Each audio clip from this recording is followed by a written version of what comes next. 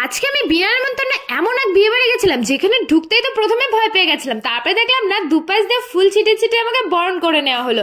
আর ভেতরে যেতে না যেতেই দেখলাম সামনে একটা গণেশ মূর্তি রয়েছে, আর প্রণাম না করে তো থাকতেই পারলাম না, প্রণাম করে নিলাম। আর মূর্তিটাও কতটা সুন্দর ছিল। সে তাকিয়ে দেখে এখানে লাইভ পুরো জিলাপি ভাসছে, মকটেল কাউন্টার ছিল, আর ছিল ফুচকা। ফুচকাটা দেখেই তো জিভে জল চলে আসছিল। এখানে কিন্তু veg pakora, chicken pakora, coffee সবকিছু ছিল। তো আমি তো সবার ফার্স্টে চলে গেছিলাম ফুচকা কাউন্টারে, আর দেখি প্রচন্ড ভিড় ছিল। আর এই ভিড়ের মধ্যে থাকাই তো মজা আলাদা, আমাকে কেউ চিনতে পারবে না যেহেতু বিনা নেমন্তন্নে গেছি, তাই না? ফুচকাগুলো কিন্তু খেতে দারুণ টেস্টি ছিল। আমি তো গপ গপ করে 3-4টা ফুচকা খেয়ে নিয়েছি। আর এখানে রুবেল, আমার বোন সবাই মিলে ফুচকা খাচ্ছিল। লাস্টে আমি কাকুকে বললাম দোকানের মতো যে একটা স্পেশাল ফুচকা দাও না, তা আমাকে স্পেশাল ফুচকা দিয়ে দিল। তারপরে চলে এসেছি ভেজ পকোড়া কাউন্টারে। এখানে দেখো কতগুলো করে পকোড়া দেওয়া হচ্ছে। আমি তো এক বাটি পুরো ভর্তি করে পকোড়া নিয়ে চলে এসেছি। এবার খেয়ে দেখবো যে কেমন হয়েছে। পকোড়াটা আমার কাছে দারুণ লেগেছে। তারপরে আমার বোন নিল এখানটাতে চিকেন পকোড়া, কারণ আমার বোনে আবার ভেজ পকোড়া ভালো লাগে না। ও এখানে বাটি ভর্তি করে চিকেন পকোড়া নিয়ে নিল। এবার ও আজকে রিভিউ দেবে যে চিকেন পকোড়া কেমন ছিল। ওর এক্সপ্রেশন দেখো, ওর বেশ ভালোই লেগেছে। আর এখানে আমি আর রুবেল দুজনে মিলে পকোড়া খাচ্ছিলাম। আমাদের এক্সপ্রেশন দেখেই বুঝতে পেরেছি যে আমাদের কতটা ভালো লেগেছে। তারপরে দেখো এই যে ওপেন পুরো লাইভ জিলেপি আমাদের সামনে ভেজে দিচ্ছিল, কি দারুণ লাগছিল এই জিলেপির প্যাচগুলো দেখতে। তারপরে ওই জিলেপিগুলো ভেজে পুরো একদম রসে চুবিয়ে রাখা হলো। এবার ছেঁকে জিলাপিগুলো তুলে নিলে রেডি। আমি তো জিলাপি গরম গরম ভাজা দেখে লোভ সামলাতে না পেরে এখানে একটা নিয়েই নিয়েছি। কামড় দেওয়ার সাথে সাথে এত ভালো গরমা গরম জিলেপি খেতে দারুণ লাগছিল। জিলেপি খাওয়ার পরে আমার মনে হচ্ছিল একটু ঠান্ডা কিছু খাই, তো চলে গেছি সোজা মকটেল কাউন্টারে। এখানে ঝাঁকানাকা ভাবে মকটেল বানানো হচ্ছিল।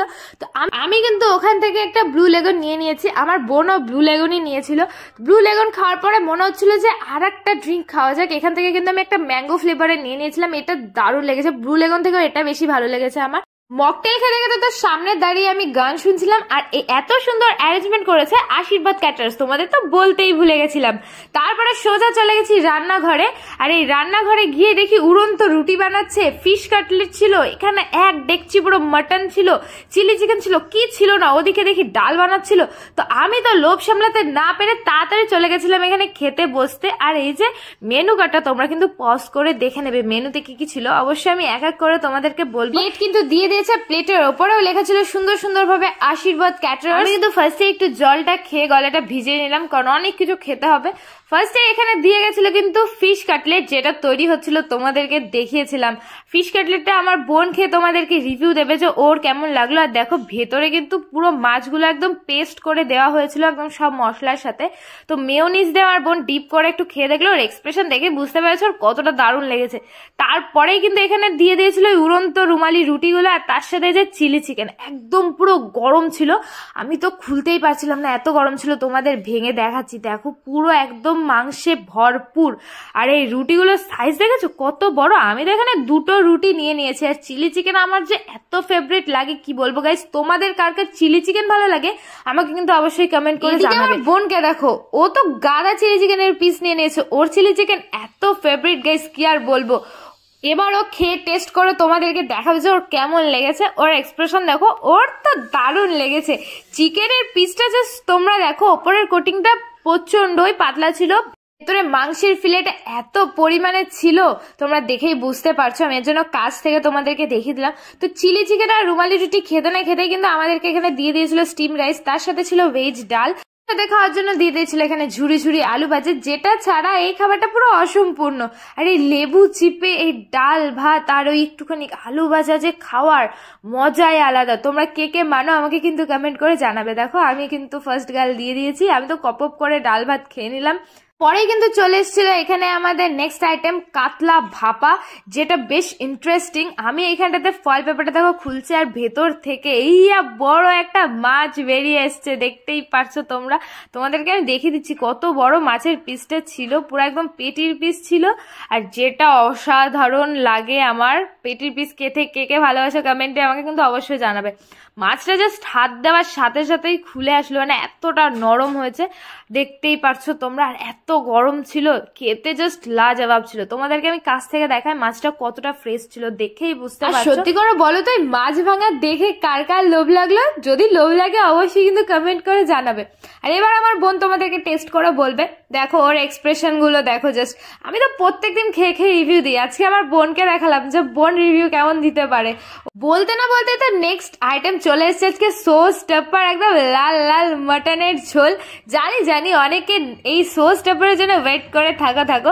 তার সাথে কিন্তু ছিল এখানে ঝরঝরে ফ্রাইড রাইস। এখানের পিসটা জাস্ট তোমরা দেখো, একদম চর্বি যুক্তওয়ালা পিস, একদম পুরো রেয়াজি খাসি মনে হচ্ছিল। তো হাতে দেওয়ার সাথে সাথে জাস্ট এই যে খুলে পড়ে গেল, দেখো এতটা নরম হয়েছিল। আর একটা মাংস তোমাদেরকে আমি ভেঙে দেখাচ্ছি, তোমাদের যদি বিশ্বাস না হয়, একদম পুরো পিঙ্কি মাটন, দেখতেই পাচ্ছ কি দারুণ সফট হয়েছিল। তোমাদেরকে কাছ থেকেই চলো দেখিয়ে দিই। এই দেখো পুরো একদম তেল যুক্তওয়ালা পিস। মাটনের পিসগুলো এত নরম ছিল সবকটা, মাটনটা জাস্ট লাজবাব খেতে হয়েছিল। সবকটা পিস এত প্রপারলি ভাবে কুকড হয়েছিল। সত্যি কথা বলো তো, মাটন খেতে কে কে ভালোবাসো? আর তারপরে মাটন খেতে না খেতে আমাকে এখানটাতে দেখি আর একটা পাতুরি দিয়ে গেছে। মানে আমি পাতুরিটা এত ভালো খেয়েছি, এতটা নরম ছিল। প্রত্যেকটা মাছের পিসগুলো জাস্ট অন্য লেভেলের ছিল, পুরো ফ্রেশ মাছ ছিল। তারপরে কিন্তু এখানে চলে এসেছিল খেতে না খেতেই চাটনি, আর যেটা আমের চাটনি ছিল, আমার সব থেকে প্রিয় আমের চাটনি।